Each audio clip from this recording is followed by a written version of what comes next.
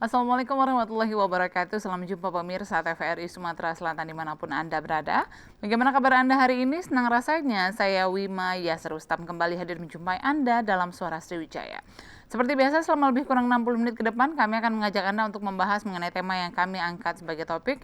Dan kali ini Suara Sriwijaya mengangkat tema mengenai bijak berdakwah melalui media sosial.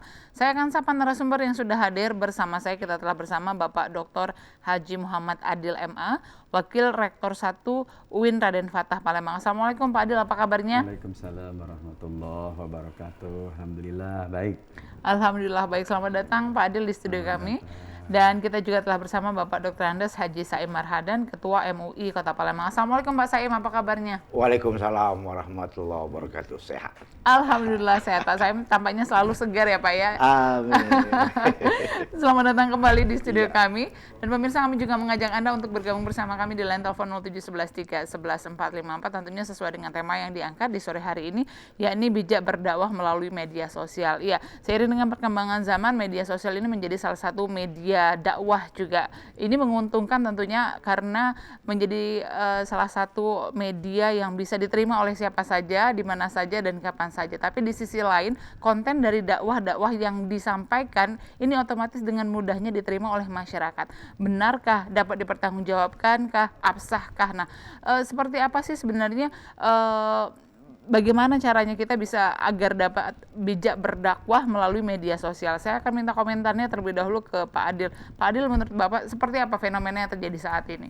Baik, makasih ya. Apa yang terjadi sekarang ini kan sebetulnya merupakan buah dari proses yang cukup panjang. Kenapa saya sebutkan buah dari proses yang cukup panjang? Kalau kita melihat misalnya apa yang sudah diprediksi oleh banyak ilmuwan, misalnya para futurolog ya, orang-orang yang memikir masa depan. Misalnya kita ambil contoh Alvin Toffler misalnya. Kata Alvin Toffler itu nanti di era 2000-an ke atas itu, dia ngomongnya era 80-an itu. Era 2000-an ke atas itu nanti orang akan dibanjiri dengan data. Jadi big data, eranya big data. Karena itu orang cukup dari satu tempat dia bisa melaksanakan banyak aktivitas ya, banyak aktivitas. Dari kelompok Islam itu misalnya kita juga mengenal ada seorang tokoh yang namanya Ziauddin Sardar yang model pemikirannya juga hampir mirip begitu. Apa yang diprediksi oleh mereka-mereka yang ahli masa depan ini memang sekarang betul-betul terjadi. Tak terkecuali yang kita bahas di tema kita hari ini ya, tentang bijak berdakwah melalui media sosial. Tidak ada yang membayangkan sebelumnya bahwa perjalanan media sosial yang seperti kita laksanakan, seperti kita ketahui seperti sekarang ini, ya secepat ini ya. Misalnya kalau kita lihat data saja, data misalnya per Desember 2020 misalnya penduduk Indonesia itu ada di angka 172 juta sekian gitu ya. Nah kalau kita lihat 132 jutanya itu adalah pengguna internet. Ini penting nih, dari 172 juta, 132-nya adalah pengguna internet. Kalau dibagi-bagi lagi yang medsos itu kan, kalau pengguna internet itu kan kalau kita bagi lagi, misalnya pengguna Facebook itu ada di angka 54% misalnya. Kemudian pengguna YouTube itu ada di 11%, pengguna WA itu ada di angka 14%. Ini kan juga cukup tinggi itu. Kalau kita lihat dari 132 juta itu, 40%-nya, jadi kalau 132 juta sekian, 40%-nya itu lebih kurang ada 50,2 juta penduduk Indonesia itu gila internet.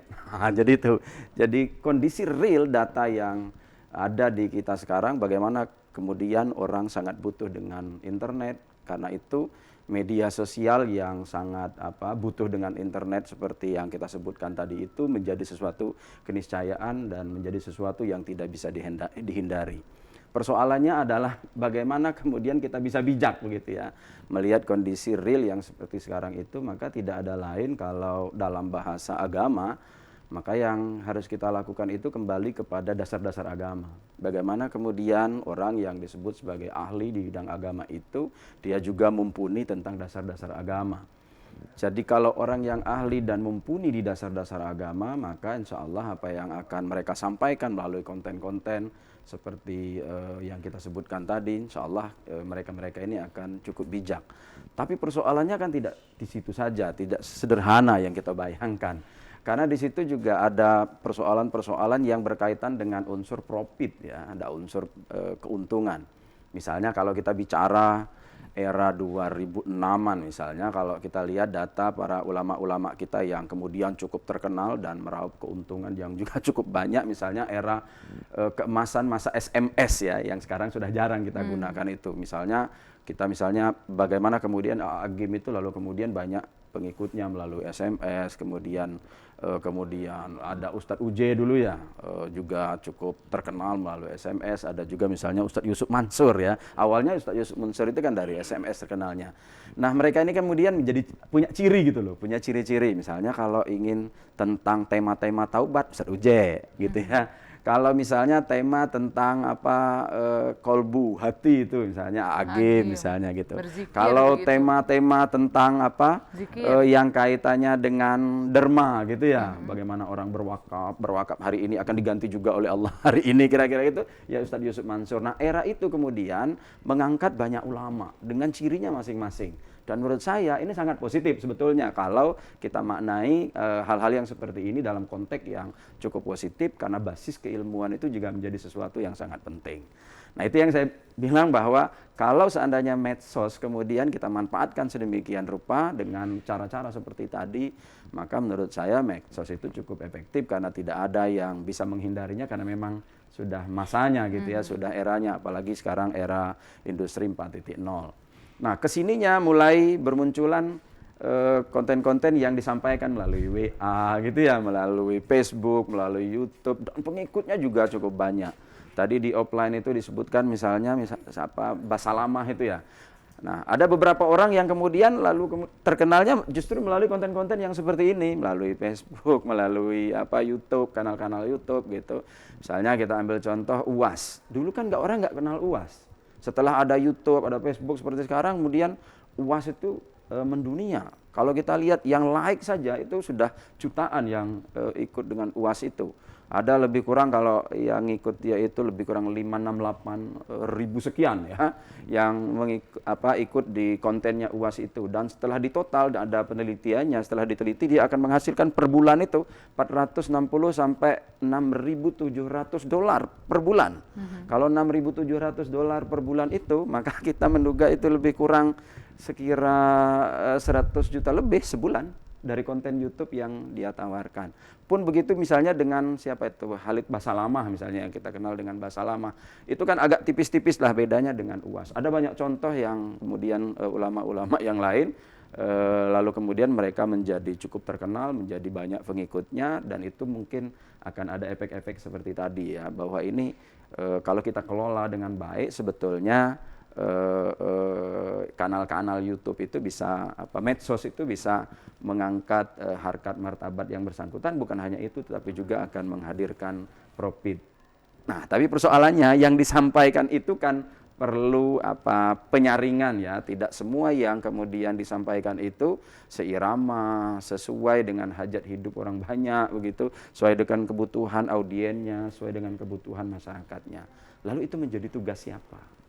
Nah ini tentu tugas kita bersama ya. Kemudian kalau seandainya ada semacam kontra gitu, ada penolakan, tentu tidak semua terjadi penolakan ya terhadap orang-orang yang memiliki audiens yang seirama. Justru itu akan menunjukkan bahwa oh ini ternyata manfaat dari medsos itu ya luar biasa seperti Tentunya itu. kita sepakat kalau memang manfaat dari medsos dalam berdakwah itu merupakan dampak positif dari yang bisa ditimbulkan oleh media sosial. Kita bisa mendengar dakwah di mana saja, mengikuti kajian walaupun secara virtual, tapi kaidahnya yang jadi permasalahan adalah kontennya sendiri, apakah bisa dipertanggungjawabkan atau tidak, terlepas dari mungkin sudah banyak yang sudah ditampilkan. Kemudian juga jika memang kontennya memang sesuai dengan dalil yang diterangkan dalam Al-Quran, memang itu yang kita cari. Tapi yang menjadi permasalahan adalah banyak konten-konten di luar sana ketika berdakwah ini tidak bisa dipertanggungjawabkan. Itu yang menjadi permasalahan. Saya akan ke Pak Saim. Pak Saim, menurut Bapak seperti apa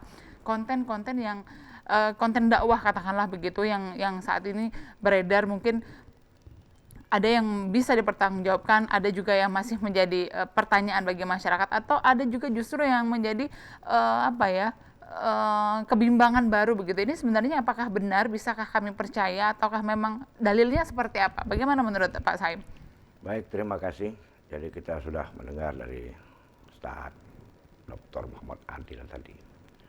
Jadi memang yang namanya medsos ini sudah mendunia. Jadi bukan orang dewasa saja yang menikmati. Anak SD aja sudah bisa menikmati semuanya itu. Iya. Ya artinya bahwa tinggal bagaimana kita ini memanage ya, apa yang kita lihat, apa yang kita baca, apa yang kita dengar dari medsos itu.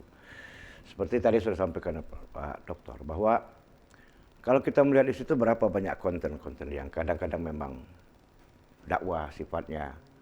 Ada yang kadang-kadang hoak. Nah yang hoak ini yang kadang-kadang tidak bisa dipertanggungjawabkan. Tapi saya kira kalau masalah dakwah itu kita bisa mempertanggungjawabkannya dalam artian bahwa kita bisa melihat siapa yang berdakwah ini. Seperti itu kan artinya bahwa kita siapa ini. Bisa kita lihat seperti apa yang dikatakan oleh dokter tadi bahwa ini kontennya misalnya UAS. Ini punyanya misalnya Yusuf Mansur misalnya. Artinya kita bisa mempelajarinya dan kalau memang bila perlu kurang jelas kita telepon, tidak masalah itu. Ya. Kita artinya orang-orang yang semacam itu bisa kita pertanggungjawabkan.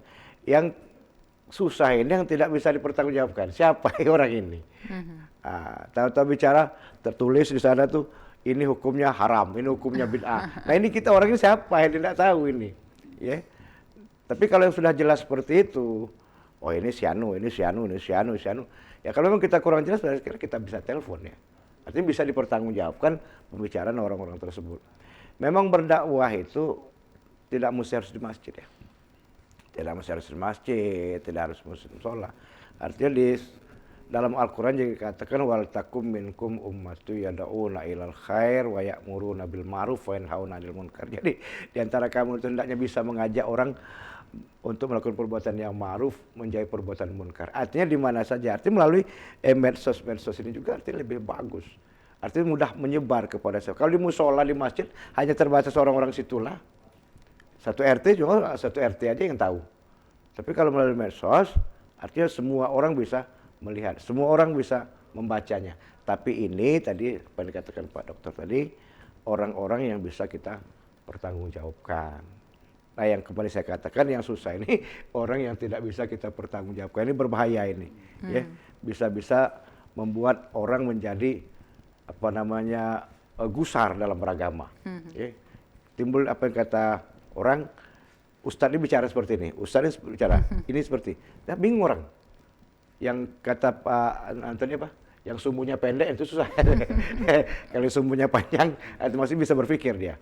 Ya artinya bahwa kita ini kalau sudah melihat itu kita pertanyakan, kita pelajari lagi, kita buka dalil-dalilnya. Oh ini benar, oh ini rasanya kita ragu. Saya kira seperti itu. Baik Pak Saim, apakah selama ini Pak Saim selaku Ketua MUI melihat konten yang beredar di medsos itu ada yang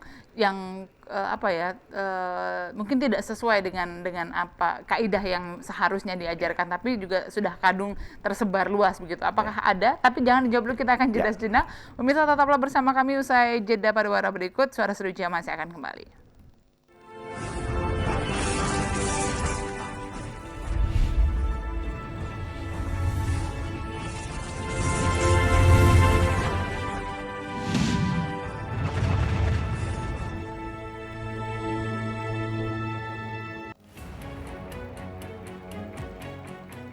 Pandemi COVID ini kita jadikan momentum untuk melakukan percepatan transformasi digital. Era TV digital ini sudah di depan mata. Yang penting untuk masyarakat itu kualitas siarannya bagus, bagi industri televisi itu sendiri atau penyiaran itu sendiri, agar segmentasi pasarnya nggak tergerus.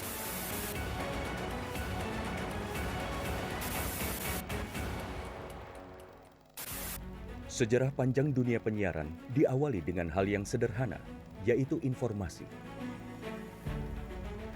Semula informasi tersampaikan hanya didengar. Seiring waktu perkembangannya, informasi tidak hanya dapat didengar, melainkan dapat dilihat asal kejadian informasi itu melalui pesawat televisi. Pada tahun 1925, berdirilah Radio Batavia bentukan Hindia Belanda dalam menguasai informasi dan menjadi alat propaganda pada masa penjajahan di Indonesia. Melalui siaran yang terjadi pada tahun 1933, dipelopori oleh KGPAA Mangkunegoro ke-7 dengan mendirikan Solos Radio Vereniging atau SRV di Solo, dan di Yogyakarta berdiri Radio Mafro. Siaran SRV untuk melawan siaran hiburan budaya barat dengan siaran kebudayaan asal Jawa Indonesia yang siarannya sampai seluruh Hindia Belanda. Dan sejak tahun itulah menjadi tonggak sejarah penetapan Hari Penyiaran Nasional. Pada tahun 1945, lahirlah Radio Republik Indonesia, dan di mana teks proklamasi tersiarkan ke pelosok negeri yang menyatakan Indonesia merdeka. Sejarah dari dunia televisi adalah pada tahun 1962, di mana TVRI sebagai televisi pertama Indonesia yang mengudara dan menyiarkan langsung pembukaan Asian Games keempat di Indonesia. Hingga saat ini, Hari Siaran Nasional telah menginjak masa 88 tahun sebagai saksi dunia penyiaran Indonesia.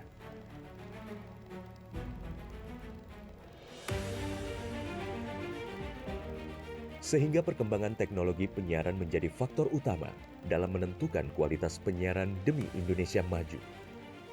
Namun masih banyak daerah yang tidak dapat ikut andil dalam pemerataan ekosistem dunia penyiarannya. Solusinya adalah Analog Switch Off atau ASO. Penyiaran secara analog akan segera berakhir menuju era digital yang menyeluruh. Kementerian Kominfo adalah rumah TV digital. Bersama pihak terkait mewujudkan kesuksesan peralihan ESO menuju penyiaran digital.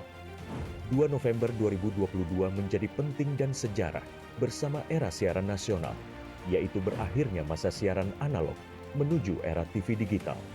Digitalisasi televisi menjadi kepentingan bersama. Meratanya siaran hingga ke pelosok negeri, bersih gambarnya, jernih suaranya, dan canggih teknologinya. Menciptakan masa depan bangsa Indonesia yang lebih maju.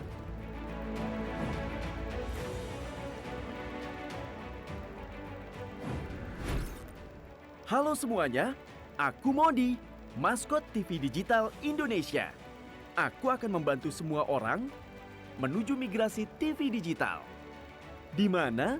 Di siarandigital.id dan call center 159. Ayo semuanya, dukung migrasi TV digital. Bersih gambarnya, jernih suaranya, dan canggih teknologinya.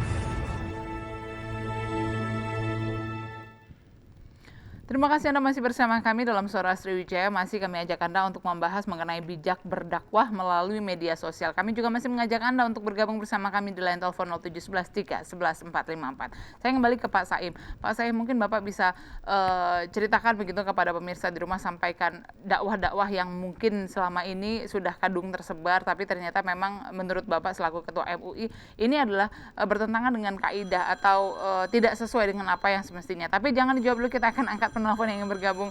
Halo, Assalamualaikum. Waalaikumsalam, Mbak Wima. Ya, apa kabar Ibu Ruli? Alhamdulillah sehat. Alhamdulillah sehat. Silakan Ibu Ruli pertanyaannya. Ya, makasih Pak ya. Assalamualaikum Pak Saim dan Pak Adir.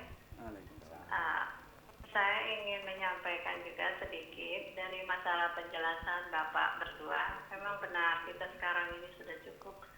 Terima kasih dengan TV, sosmed, semua. Tapi sekarang ini yang susah menghadapi orang-orang yang kebal ke neraka. Dia tidak mau buka yang begituan. Tapi dia lebih senang ke game atau TikTok segala macam. Nah itu kan kita perlu pengarahan untuk orang-orang yang seperti ini. Jadi saya rasa untuk tatap muka itu tetap diadakan seperti di kantor-kantor, di sekolah. Kalau di pengajian masjid itu jelas kan, Tapi kalau untuk kantor-kantor itu saya rasa perlu juga Pak. Misalnya kata sejam sebelum pulang, apa dalam 1 minggu sekali, kerohanian itu perlu. Untuk mencegah yang suka curi tenaga, curi waktu, korupsi, nah untuk memukul mental mereka. Nah untuk sadarlah, nah untuk anak sekolah begitu juga. Karena kita ini hidup tidak menggunakan disiplin dengan baik, selalu melenceng. Padahal seperti kata Bapak Widodo, orang luar negeri itu sudah lama menggunakan fasilitas kayak teknologi canggih. Tapi karena mereka bisa disiplin, tertib, ya nggak seperti kita. Hari-hari game, dipanggil pun cuek. Nah, jadi kalau ada sosmed untuk digunakan yang begitu, saya rasa bahaya juga Pak. Jadi lebih bagus tetap muka itu tetap diadakan, sosmed itu nggak katakan salah, tidak. Itu saja himbauan saya. Terima kasih, terutama untuk Bapak Saim. Baik. Itu saja Pak ya, makasih Pak ya. Assalamualaikum. Baik, waalaikumsalam warahmatullahi wabarakatuh. Terima kasih sekali Bu Ruli atas waktunya untuk berbincang bersama kami dalam Suara Studio CS. Saya minta komentarnya Pak Saim. Terima kasih Bu Ruli. Memang yang namanya di medsos itu macam-macam. Ada yang berisi dakwah, ada yang berisi macam-macam pokoknya.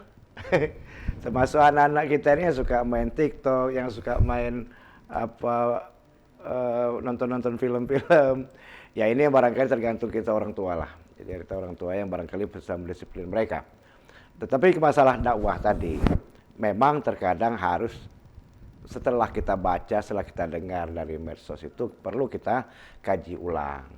Kita tanyakan dengan ahlinya. Sebab kita selalu bertanya kepada ahlinya. Dalam Al-Quran itu dikatakan fas'alu ahla dzikri in kuntum la ta'lamun. Jadi bertanyalah kepada ahlinya jika kau tidak tahu. Apalagi di era COVID sekarang ini. Banyak kadang-kadang berita-berita yang kadang-kadang ada yang memang baik, ada yang kadang-kadang menyesatkan. Nah ini perlu kita tabayun, perlu kita klarifikasi, kita tanyakan kepada ahlinya. Sehingga kita tidak sembarang menyampaikan kepada orang lain pula.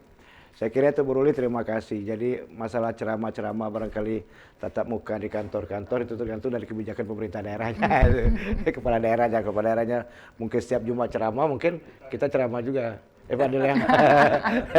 Pak Adil ada yang ditambahkan? Baik, saya coba menambahkan, saya ngambil substansi dari pertanyaan Bu Ruli ini ya, sebetulnya mendisiplinkan waktu. Jadi bagaimana kemudian kita bisa menjaga waktu dengan cara mendisiplinkan diri supaya bisa komitmen.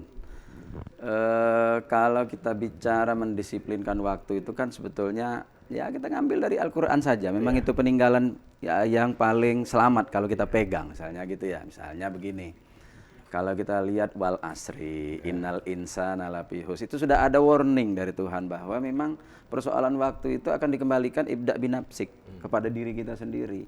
Kalau kita tidak bisa memanfaatkan waktu, kata Tuhan, kita disebut sebagai golongan orang yang merugi itu tadi. Siapa yang tidak merugi? Ya itu orang-orang yang sholat dan beramal baik. Lihat itu sholat. Sholat itu kan ada waktu yang sudah pasti gitu. Yeah. Kalau kita tidak sholat pada waktu itu, maka kita disebut orang yang meninggalkan sholat. Karena sholat itu pasti waktunya. Maka itu misalnya ada inna sholata kanat alal mu'minina kitaban mauquta. Jadi sholat bagi orang mukmin itu adalah waktu yang sudah ditentukan. Jadi kalau kita mau bicara manajemen waktu, maka ya ambillah dari pesan-pesan Al-Quran itu.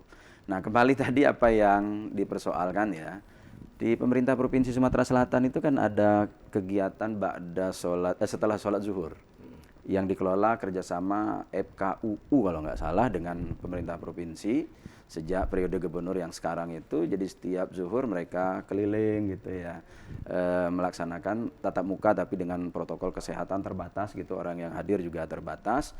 Memang tidak bisa dihindari, kalau bahasa agama itu ada pahala majelisnya itu. Meskipun ada majelis awang-awang itu ya. Nah pahala majelis ini kan kita bisa melihat orang itu dari dekat, orang itu setuju apa tidak, yang ditanyakan, yang dimaksud itu seperti itu apa bukan. Jangan-jangan yang ditanya beda dengan yang dijawab. Kita belum tahu nih apa yang ditanya oleh Bu Ruli itu seperti itu apa bukan, kira-kira gitu. Karena itu ya meskipun langsung kan terbatas oleh keterbatasan ruang gitu ya. Tetapi kalau di majelis bukan itu Pak yang saya maksud, nah kira-kira gitu tuh. Jadi memang kalau kita lihat bahasanya itu bahasa agama ya, ada pahala majelis. beda orang yang datang langsung ke majelis dengan orang yang tidak datang langsung ke majelis. Kira-kira seperti itu. Baik, sebelum kita lanjutkan kembali, pemirsa, kami masih mengajak Anda untuk bergabung bersama kami di line telepon 07113111454. Tetaplah bersama kami usai jeda berikut. Suara Sriwijaya masih akan kembali.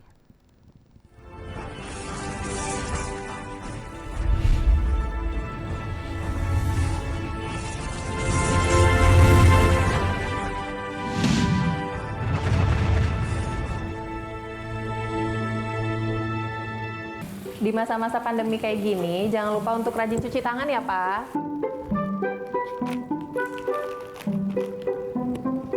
Pak, hand sanitizer kita habis loh. Nanti jangan lupa beli ya. Tenang, Ma. Papa masih punya satu lagi kok. Aman. Hai, sayang. Pak, jangan lupa jaga jarak ya, Pak. Iya, kalian berdua belajar ya? Iya. Ya udah, belajar yang benar ya. Iya. Papa tinggal dulu ya.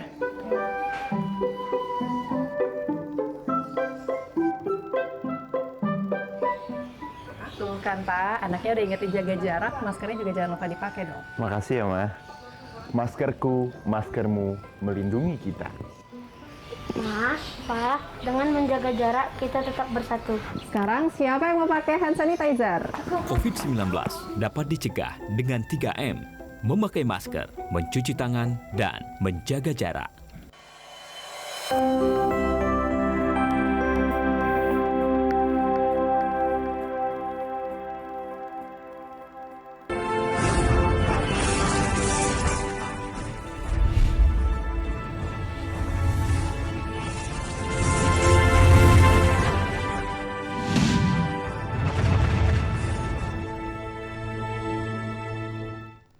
Terima kasih Anda masih bersama kami dalam Suara Sriwijaya. Masih kami ajak Anda untuk membahas mengenai bijak berdakwah melalui media sosial. Saya kembali ke Pak Saim. Pak Saim, seperti apa sih contoh konten katakanlah yang saat ini sudah beredar, tapi sebenarnya itu tidak bisa dipertanggungjawabkan terkait dakwah?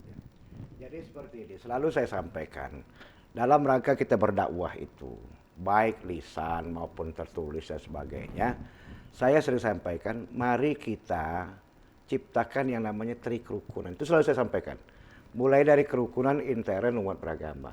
Artinya bahwa sesama umat beragama ini harus rukun. Contoh, Islam sama-sama Islam rukun. Jadi kalau kita mengangkat di permasalahan misal di medsos itu, nggak usah bicara, wah ini bid'ah, ini salah, ini bid'ah, ini salah, ini masuk neraka, ini masuk neraka. Kan akhirnya orang, yang mana sih benar sih? Nah, sementara itu cuma hukumnya sunnah, ya. Yang dikerjakan berpahala, tidak dikerjakan tidak pula berdosa. Itu yang berbahaya. Jadi akhirnya umat menjadi bingung. Apalagi kemarin saya pernah baca, ada yang ingin merubah sholat Jumat. Jadi katanya sholat Jumat itu dirubah saja Sabtu dan Minggu. Karena Sabtu Minggu itu yang libur. Ini kan berbahaya ini. Sementara Jumat itu ibunya hari ya. Nah itu Sayyidul Ayyam. Nah, hari yang paling mulia artinya. Nah, oleh karena itu maksud saya, dalam Islam itu memang hari libur itu hari Jumat. Nah, ini tidak usah dirubah-rubah. Ini kan bikin masalah di kalangan kita umat Islam itu sendiri. Ada lagi haji itu tidak perlu di bulan Zulhijjah. Di bulan-bulan lain saja bisa. Ini kan berbahaya. Dalam Al-Quran sudah dikatakan al-hajju asyhurum ma'lumat. Jadi haji itu dilakukan sudah ada ketentuannya. Nggak bisa dikerjakan ke bulan Ramadan, apa di bulan Muharram. Jadi ada ketentuan. Nah ini berbahaya, konten-konten semacam ini berbahaya. Makanya saya katakan tadi, internal kita sesama umat beragama itu jangan dirusak melalui konten-konten yang semacam itu. Kemudian kerukunan antar umat beragama juga sama. Jadi jangan menjelekkan agama orang. Itu yang jelas kita dalam Al-Quran itu diatur lakum dinukum waliyadin. Agama kamu silakan untuk kamu, sekarang agamaku untuk aku. Kita jangan saling menjelekkan. Kemudian kerukunan antara umat beragama dengan pemerintah. Jadi jangan dihangat-hangati umat beragama ini dengan pemerintah akhirnya jadi tidak sinkron itu. Sementara kita ini butuh pemerintah. Nah, artinya bahwa hal-hal yang semacam ini perlu ditabayun oleh para pembacanya, para pendengarnya dari medsos-medsos yang ada ini, baik dari konten-konten yang mengangkat semacam-macam itu, barangkali perlu diperhatikan kepada saudara-saudara kita yang suka membuat hal-hal yang semacam itu. tolong disadari, jangan sampai membuat umat menjadi pecah. Saya kira itu. Kemana jika memang ada konten yang diperlukan tadi katanya bertabayun, kemudian juga bertentangan mungkin dengan apa yang diyakini selama ini.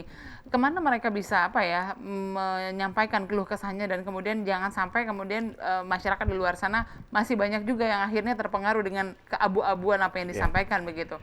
Nah itu artinya bahwa kita kembali kepada saya katakan ahlinya. Misal, ini ada Dr. Muhammad Adil, ya tanya sama beliau, Ustaz, ini saya pernah baca ini benar ya Ustaz? Saya kira ke sana larinya. Atau kepada ustadz-ustadz yang lain atau guru-guru kita yang lain yang menurut kita bagus, baik pendapatnya, kita tanya sama mereka.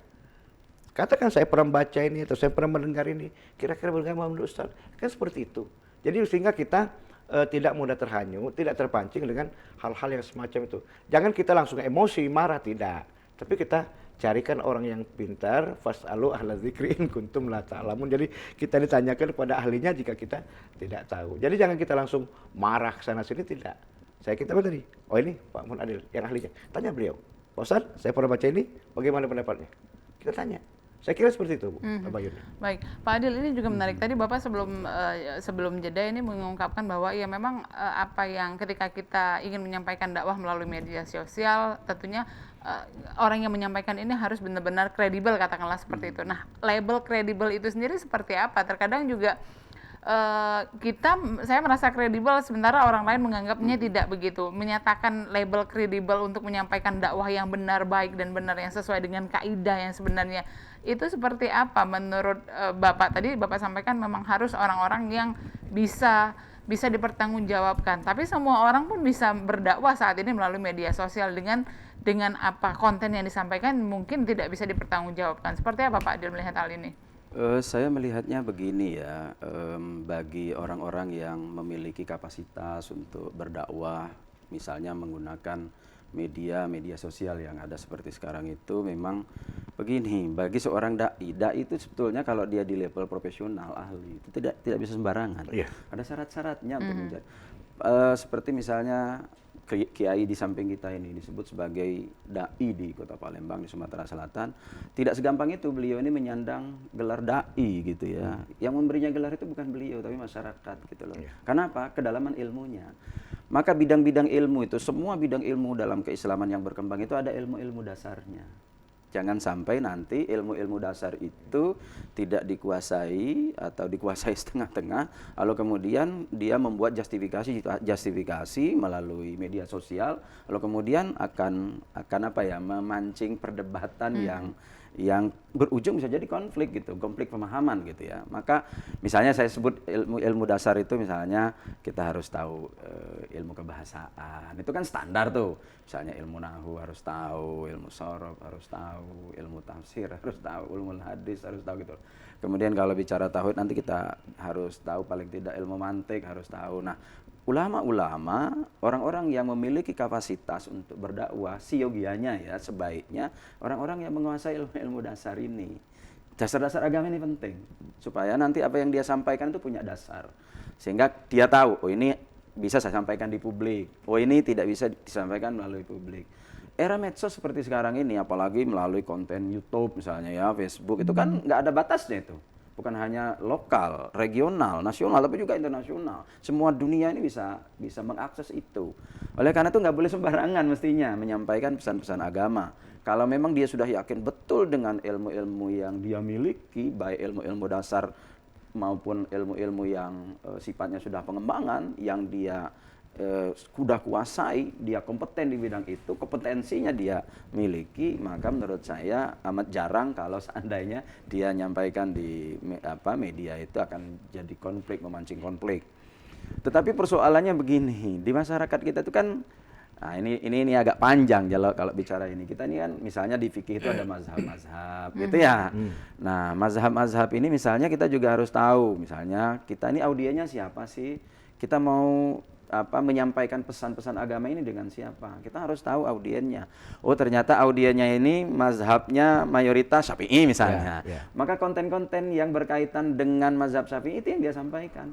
Kalau misalnya audiennya Syafi'i, dia sampaikan Hanafi, kan nggak kena itu. Atau Hambali misalnya, kan nggak kena itu. Meskipun nanti ketemu semua orang ini, guru murid sebetulnya. Tapi ada hal-hal yang mendasar yang kemudian dalam waktu yang cukup panjang hingga sekarang ini sudah menjadi perilaku masyarakat. Jadi mazhab fikih di masyarakat itu karena sudah diikuti sejak lama, menjadi ciri di masyarakat itu, jadilah perilaku masyarakat itu. Maka konten yang disampaikan kepada masyarakat itu tentu adalah yang menjadi kebutuhannya. Orang yang nggak bisa makan daging atau orang alergi udang, ditawari udang kan nggak cocok tuh. Jadi kalau orang yang alergi udang, yang jangan ditawari udang gitu, akan memancing konflik gitu. Nah, di masyarakat kita itu kan sering terjadi seperti itu ya. Jadi apakah kita harus menyalahkan orang-orang ini juga? Menurut saya ya jangan semuanya juga difokuskan menyalahkan orang-orang ini juga. Bisa jadi kita sebagai audien kan juga harus audien yang cerdas gitu.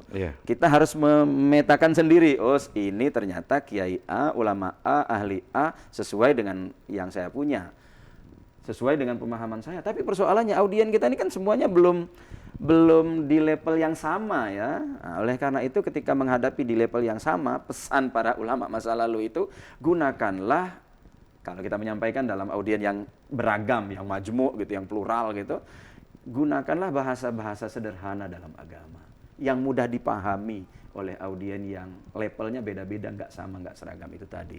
Dengan model yang seperti itu, insya Allah konflik itu bisa dikurangi. Dulu ya, saya ambil contoh nih yang tadi diminta itu ya. Dulu misalnya pernah ada persoalan gitu ya, ada dai kondang gitu dari luar datang ke Indonesia. Di Indonesia itu tradisinya kalau misalnya tadi ya menyembelih hewan kurban gitu ya. Misalnya kalau kambing itu untuk satu orang, kemudian kalau sapi atau sejenisnya itu 7 orang 1 sapi gitu. Lalu kemudian dia bilang dulu itu misalnya 1 kambing untuk 1 keluarga gitu ya. Misalnya itu. Nah, di Indonesia kan nggak lazim tuh yang seperti itu, yang menyebabkan kemudian yang bersangkutan, misal contoh saja ya, lalu kemudian harus berurusan dengan MUI kan, harus minta maaf dengan MUI gitu. Nah, yang begini-begini ini, itu kan cepat sekali nyebarnya, dan itu menimbulkan keresahan di masyarakat karena audiennya masyarakat Indonesia, masyarakat kita ini kan kita tahu mazhab fikihnya seperti apa, kira-kira gitu tuh ya. Ketika dibawa dengan mazhab lain, memang boleh itu, ada dasarnya ya, ada dasarnya. Tapi kan mazhab kita beda, nggak sama.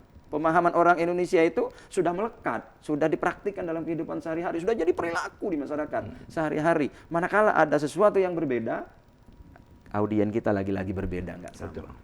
Kalau audien kita di level Kak Saim misalnya, nggak ada persoalan itu, dia bisa nyerna. Nah, kita berharap memang ke depan itu ada audien kita itu, masyarakat kita itu adalah masyarakat yang smart, masyarakat yang memiliki kecerdasan, yang mampu memilah-milah, oh saya dengar ini, oh saya tidak suka dengar ini, oh saya nggak boleh dengar ini gitu. Kalau mau dengar ini perbandingan saja, kira-kira begitu.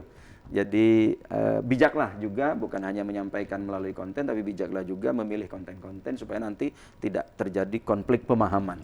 Baik, Pak Adil, ini juga yang menarik, tadi juga Bapak sudah sampaikan bahwa ketika di era saat ini itu kan seorang katakanlah pendakwah itu akan mudah sekali dikenal orang jika mungkin satu bagian dari dakwahnya itu diviralkan begitu, diterima oleh banyak orang, kemudian baru akhirnya apa yang disampaikannya itu menjadi menarik begitu, apa yang disampaikan itu lebih mudah diterima oleh masyarakat. Nah, tapi pada kenyataannya ketika seorang itu mungkin ada cuplikan dari bagian yang disampaikannya itu diterima oleh banyak orang, tidak kemudian serta-merta kedalaman ilmunya bisa dipertanggungjawabkan. Nah, ini yang mungkin meresahkan masyarakat. Terkadang apa yang disampaikan oleh seseorang, katakanlah seperti itu, pendakwah yang mungkin harusnya lebih sesuai dengan kaidah, tapi pada kenyataannya tidak bisa dipertanggungjawabkan hanya dengan katakanlah sudah terlanjur viral di video atau sebelumnya, di materi sebelumnya. Nah, ini seperti apa kedalaman ilmu ini, bagaimana kita bisa menjadikan video ini sebagai salah satu, atau dakwah dalam medsos ini bisa sebagai salah satu acuan pencerahan begitu dalam agama Islam, seperti apa? Begini ya, itu tadi yang kami sebut sebagai pentingnya majelis sebetulnya. Kenapa kita sebut pentingnya majelis itu? Medsos ini kan ada ininya ya, ada juga brokernya ya, ada juga brokernya, ada yang punya kepentingan gitu. Jadi ada juga unsur-unsur politis dengan tersebarnya medsos-medsos itu, apa konten-konten melalui medsos itu. Kadang-kadang dipotong gitu ya. Mohon maaf sebenarnya saya juga harus memotong ini jawaban Bapak. Kita akan angkat penelpon terlebih dahulu. Assalamualaikum. Assalamualaikum. Ya, dengan siapa di mana Bapak? Waalaikumsalam, Pak. Dengan siapa di mana Bapak? Waalaikumsalam. Dengan Bapak Usman. Pak Usman. Pak Usman di mana Pak Usman? Bapak Usman. Ya, di mana Pak Usman? Di Bangka Belitung. Oh, Pak Usman dari Bangka Belitung, jauh sekali. Iya, silakan Pak Usman. Halo, Mak. Iya, silakan Pak Usman. Iya. Mbak, suara kami nggak bisa bagus diterima sana, Mbak. Diterima dengan jelas Pak Usman di sini. Halo? Iya.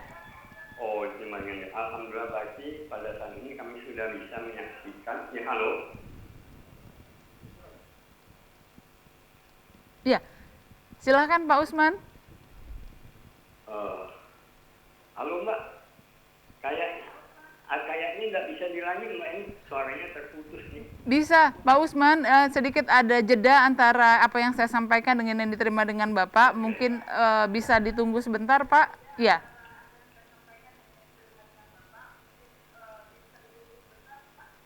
Oke. Silakan Pak Usman. Ya, halo.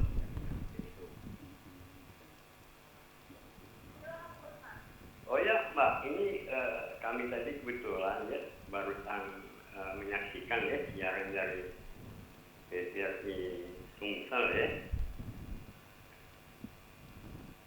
Betul, Pak. Kami sangat senang sekali pada saat ini dan pada saat ini telepon kami sudah masuk nggak? Kami barusan memperhatikan masalah penyampaian tentang ilmu agama di media sosial, Mbak.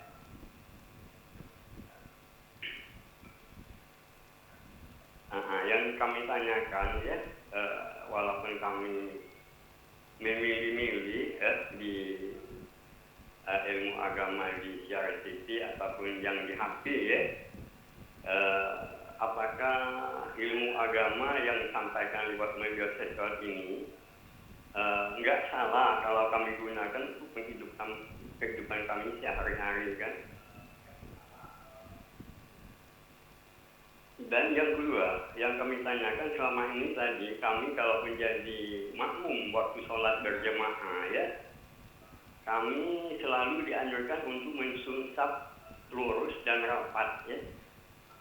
Tapi sejak adanya COVID-19 ini, kami sering itu dianjurkan untuk menjaga jarak. Apakah hal demikian tidak mengurangi pahala ibadah yang kami lakukan? Demikian aja Pak, kami rasa berhubung mungkin di sana mungkin agak kurang jelas ya. Namun mudah-mudahan bisa terlengkap dengan pertanyaan kami ya. Demikian itu Mbak, terima kasih ya. Assalamualaikum warahmatullahi wabarakatuh. Pak Usman, Bangka Belitung. Waalaikumsalam warahmatullahi wabarakatuh. Terima kasih sekali Pak Usman dari Provinsi Kepulauan Bangka Belitung sudah bergabung bersama kami di TVRI Sumatera Selatan hari ini dalam Suara Sriwijaya Bijak Berdakwah melalui media sosial. Saya minta komentarnya Pak Saim Marhadan. Yang pertama tadi adalah bisakah tadi menjadikan konten dakwah di media sosial ini sebagai acuan dalam kehidupan? Yang kedua, bagaimana hukumnya ini dalam saf ketika sholat berjarak, seperti apa Pak Saim? Baik Pak Usman, terima kasih, cukup jauh dari Bangka Belitung ya. Jadi kita tadi sudah saya katakan, kalau kita menerima ilmu, menerima penjelasan dari para pendai, para pendakwah kita melalui medsos ini, itu jangan langsung kita, kalau bahasa kita ini, ditelan mentah-mentah. Artinya kita masak dulu, kita saring dulu, bisa enggak ini dipertanggungjawabkan. Makanya tadi saya katakan, ini perlu kita pertanyakan lagi dengan para ustadz kita, dengan para kiai kita, dengan para ulama kita. Jadi kalau memang itu sudah klop, oleh kita laksanakan. Tapi kalau menurut kita, wah ini sudah benar, ya udah lakukan. Tapi paling tidak saya katakan kita koordinasikan, kita tanyakan, kita konsultasikan dulu dengan dimutolaahkan dulu ya kepada orang lain. Artinya bahwa kita bener nggak ini. Kalau memang oke bener, ya udah kita laksanakan. Jadi saya katakan tadi apa bahasa agama tabayun ya. Kita tabayun dulu, kita klarifikasi dulu. Kalau memang rasanya wah ini saya tidak nerima, kita tanyakan. Tapi kalau saya wah benar ini, udah kita terima aja. Seperti itu, tapi saya katakan kita konsultasikan. Kemudian masalah sholat yang berjarak. Tadi sudah saya katakan, dalam Al-Quran itu tadi saya katakan, pas'alu ahla dzikrin kuntum la ta'lamun. Jadi tanyakanlah kepada ahlinya jika kita tidak tahu. Nah yang tahu masalah COVID, yang tahu masalah corona ini tentunya ada yang lebih ahlinya. Orang kesehatan, toh. Nah kalau orang kesehatan sudah mengatur seperti itu, ya kita ikutin sajalah. Toh. Artinya bahwa ini dalam keadaan darurat itu kan boleh saja dilakukan. Apapun yang tadinya tidak boleh menjadi boleh karena dalam kondisi darurat. Jadi oleh karena itu keyakinan kita bahwa ini dalam kondisi darurat, oleh sudah terus seperti itu, tentunya tidak pula mengurangi makna pahala kita sholat. Yang penting nawaitu kita sholat ibadah kepada Allah Subhanahu Wa Taala.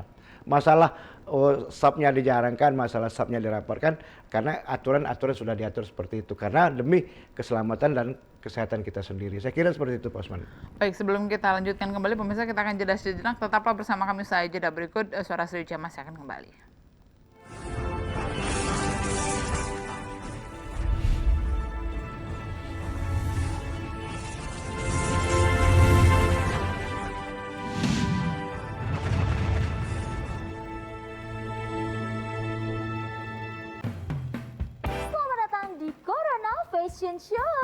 Fashion show menarik, gaya nyentrik namun menggelitik. Kita sambut peserta pertama kita dengan tema anti kuman, antibakteri dan antivirus. Selalu mencuci tangan dengan air yang mengalir sebelum dan sesudah melakukan aktivitas atau menggunakan hand sanitizer. Peserta selanjutnya dengan tema jaga jarak aman. Jaga jarak minimal 1 meter saat berbicara dan beraktivitas. Jarak boleh jauh, tapi hati kita tetap bersatu. Peserta yang terakhir dengan tema anti percikan air dan debu. Masker dan face shield dapat melindungimu. Terima kasih telah membantu mencegah penularan COVID-19 menuju Indonesia sehat.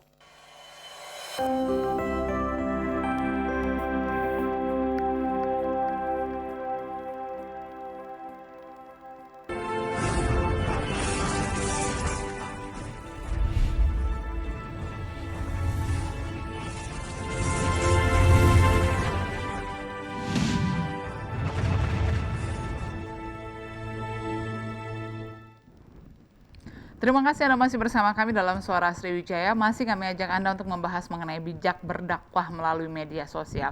Saya kembali ke Pak Adil. Pak Adil, seperti apa lalu kedalaman ilmu katakanlah dari si penyampai dakwah dalam media sosial ini? Mungkin di suatu sisi dia pernah menyampaikan dakwah, kemudian banyak diterima, akhirnya dakwah-dakwah berikutnya itu mungkin juga menjadi panutan begitu. Tapi pada kenyataannya kedalaman ilmunya juga masih dipertanyakan sehingga akhirnya tidak menimbulkan kebingungan dan juga kesamaran dari apa yang dia sampaikan. Bagaimana Pak Adil? Baik, ada penelitian ya yang pernah dilakukan oleh UIN Jakarta itu bahwa untuk memilah apa yang perlu kita sampaikan itu, apa yang perlu disampaikan apalagi melalui konten, melalui media itu bahwa si penyampai, kalau dia dakwah berarti dai itu tidak boleh menyembunyikan background pendidikannya. Nah itu, background pendidikan ini kan menjadi tolok ukur kemudian bagi para audien untuk bisa menerima apa yang dia sampaikan atau tidak menerima yang dia sampaikan. Maksudnya itu sesuai dengan rasanya apa tidak. Itu kan nanti kan ke kita ya, ke publik gitu, ke audiennya ya. Karena tidak semua penceramah itu memiliki audien yang sama. Nah, dia ada audien yang berbeda-beda. Karena itu menurut hemat kita dari indikasi atau indikator yang sudah dilakukan penelitian itu bahwa ternyata penyampai gitu seorang dai itu tidak boleh menyembunyikan background pendidikannya. Karena background pendidikan itu menjadi sesuatu yang penting untuk audien yang beraneka ragam macam seperti masyarakat Indonesia yang sangat majmuk ya, yang plural itu. Karena itu sesuatu yang mesti diterima, didapatkan, informasi yang mutlak didapatkan oleh para audien. Sehingga nanti audien itu tadi bisa memilih dan memilah mana yang sesuai dengan apa yang tidak sesuai. Karena itu menurut hemat saya kemudian kita bicaranya tentang kedalaman ilmu ya. Sebetulnya kalau mau sederhana ya, kalau kita mau sederhanakan, kata Nabi itu balighu anni walau ayah. Jadi memang kita ini memang karakteristik agama itu sebetulnya memang ada di dakwah itu. Ada di dakwah itu. Maka ayat yang dibacakan oleh Pak Saim tadi, misalnya ada kata-kata yad'una ilal khair, mengajak kepada kebaikan. Itu cirinya itu. Yeah. Jadi ciri berdakwah itu ya, ciri beragama itu adalah orang-orang yang senantiasa mengajak kepada kebaikan. Kalau dia senantiasa mengajak kepada kebaikan, sudah terpenuhi indikasi yang pertama. Jadi itu yang menurut hemat kita secara dasar, lalu kemudian bisa kita pegangi. Kalau orang yang yad'una ilal khair, ikut saja kalau dia mengajak kepada kebaikan. Orang yang yad'una ilal khair itu adalah orang yang tidak mementingkan unsur-unsur politis gitu loh. Dia bicara dari hati bahwa ingin sesama umat Muhammad gitu, bahwa dia memiliki tanggung jawab untuk menyampaikan sesuatu, lalu dia sampaikan. Persoalan orang mau menerima apa tidak, itu kan persoalan berikutnya. Itu kata yad'una ilal khair secara lebih sederhana. Kemudian wa ya'muruna bil ma'ruf, mengajak kepada kebaikan. Kalau tadi menyeru, ini mengajak, menyuruh betul. Karena wa ya'muru dari amaro ya, dia menyuruh. Nah kalau sudah menyuruh nggak sembarang orang ini. Kalau mengajak tadi ya bisa orang-orang masyarakat yang dia memiliki dasar-dasar keagamaan yang biasa saja. Tapi kalau sudah ya'muruna bil ma'ruf, dia harus memiliki keterampilan yang berbeda.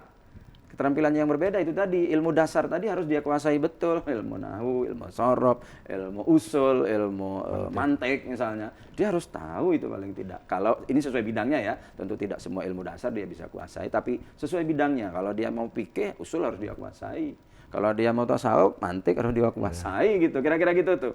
Kalau dia misalnya, kalau yang umum itu kan ya ilmu bahasa ya, ilmu bahasa itu misalnya nahwu, sorof, balaghah dan lain-lain itu dia harus kuasai. Nah, orang yang ya'muruna bil ma'ruf, menyeru kepada kebaikan, memerintahkan kepada kebaikan, itu sebetulnya nggak bisa sembarang orang. Nah, ini persoalannya di situ. Nah, kita menganggap bahwa kita ini bisa sembarang orang, nggak bisa. Tapi kalau yad'una ilal khair ya silakan, karena dia menyeru ya, mengajak ya, mengimbau kepada kebaikan itu siapa saja, termasuk orang yang dapat satu hadis yang dia yakini betul hadis itu bisa dia sampaikan, dia pahami betul begitu. Ya silakan saja karena memang posisinya dia yad'una ilal khair. Tapi kalau ya'muru dan apalagi yanhauna 'anil munkar karena ingin mencegah sesuatu yang maksiat, yang munkar, itu nggak bisa sembarang orang, nggak akan diterima. Bisa jadi ada malah berbalik gitu ya, kita diserang orang diajak mencegah kemunkaran. Nah, mencegah kemungkaran juga tidak bisa sembarangan gitu. Ada etapenya, ada tahapan-tahapannya. Tidak sembarang orang yang bisa melakukan pencegahan pada yang munkar-munkar. Misalnya baru melihat kata hadis itu, man ra'a minkum munkaron falyughayyir biyadihi. Wah, ketika misalnya ada orang berjudi misalnya langsung dia main hantam saja, main pukul gitu. Nah, itu kan justru kontraproduktif memahami hadis itu. Nah, yang begini-begini yang kita sebut sebagai kedalaman ya. Jadi kita harus memiliki kedalaman. Bahwa belajar itu nggak boleh nggak ada batasnya. Tadi disinggung secara offline misalnya, kalau sudah pensiun nggak usah mikir yang lain-lain, nggak usah lagi, nggak bisa gitu. Ada contoh misalnya begini, kenapa kemudian, ini kita ambil contoh ya, orang Iran itu kan banyak, kalau sekarang ini kalau bicara intelektual, para orang-orang pintar di negara-negara Islam itu kita tidak bisa meninggalkan kasus Iran misalnya. Ternyata orang Iran itu, kapan dia mulai ya, tidak semua tapi ya, ahli-ahli Iran itu kapan dia mulai menonjol? Umumnya begini, ketika mereka sudah pensiun baru mereka ngapal Quran. Dan itu cepat sekali, karena nggak ada yang lain lagi. Nah, kalau begitu persoalannya maka yang disebut oleh baginda Nabi SAW itu memang belajar itu dari buayan sampai nanti kita di liang lahat ya, bukan sampai di Muara Enim itu, sampai di liang lahat gitu ya. Kira-kira begitu. Jadi kedalaman ilmu yang kita maksudkan adalah seseorang dai atau daiyah perempuan misalnya gitu, dia menguasai ilmu-ilmu dasar. Ilmu-ilmu dasar ini menjadi sesuatu yang sangat penting karena di sinilah basic agama. Insya Allah kalau dia sudah menguasai ini, dia akan bisa masuk ke konten-konten yang lebih tinggi. Jadi ketika dia tampil di publik, dia bisa diterima dengan cepat oleh masyarakat. Karena lagi-lagi yang kita sampaikan itu adalah pesannya Allah, pesannya baginda Nabi. Nggak bisa sembarangan. Pak Saim, kemudian menjadi pertanyaan baru adalah terkadang mungkin dakwah yang disampaikan ini juga sebagian besar dipengaruhi oleh cara pandang seseorang terhadap hal tersebut. Mungkin menurutnya perspektifnya adalah seperti itu. Nah, seperti apa sih yang harus dilakukan untuk meluruskan apa yang ada, tidak kemudian berbaur dengan opininya. Mungkin ketidaksengajaan apa yang disampaikannya itu sesuai dengan apa yang dia pikirkan, dia menerjemahkan sendiri sehingga akhirnya diterima bulat-bulat oleh masyarakat atau oleh siapapun yang melihatnya. Lalu seperti apa? Jadi di mana lagi kemudian masyarakat itu dapat mendapatkan dakwah yang sesungguhnya begitu jika ini yang terjadi saat ini? Baik, itu yang dikatakan Pak Muhammad Adil tadi. Bagaimana kedalaman ilmu pengetahuannya. Jadi dia bisa menyesuaikan dalam artian siapa yang saya hadapi.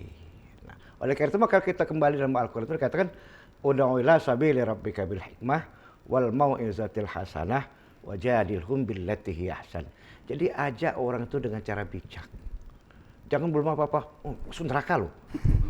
Belum apa, masuk neraka. Serem. Kayak neraka punya nenek.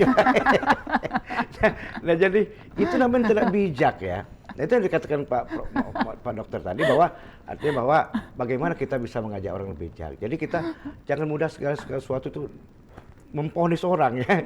Kemudian ud'u ila sabili rabbika wal mau'izatil hasanah. Jadi berikan dia pencerahan yang baik. Ya, berikan pencerahan yang baik. Jadi jangan mudah memonis, saya bilang. Kalau memang terjadi wajadilhum billati ahsan, kalau memang terjadi satu perdebatan, ya berdebatlah dengan baik. Hargai pendapat dia, jangan selalu mengatakan pendapat saya yang benar. Jadi pendapat orang kita hargai, pendapat juga saya harus kita lakukan. Saya kira seperti itu, tidak ada masalah. Ya. Itu dari sisi pendakwah. Dari orang yang mendengarkan, seperti apa Pak? Mungkin singkat saja Pak Adil.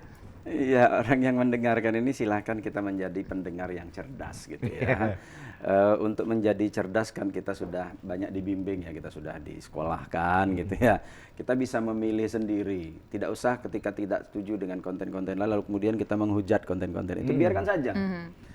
Sekarang ini memang medsos ini kan apa ya, kadang-kadang ya belum selesai dipotong atau penjelasan-penjelasan tertentu gitu ya belum tuntas dipotong, disebarkan gitu. Itu kan sudah banyak ya, bahwa bukan tidak sedikit kasus-kasusnya yang seperti ini terjadi. Begitu didengarkan dari awal sampai akhir tidak begitu rupanya.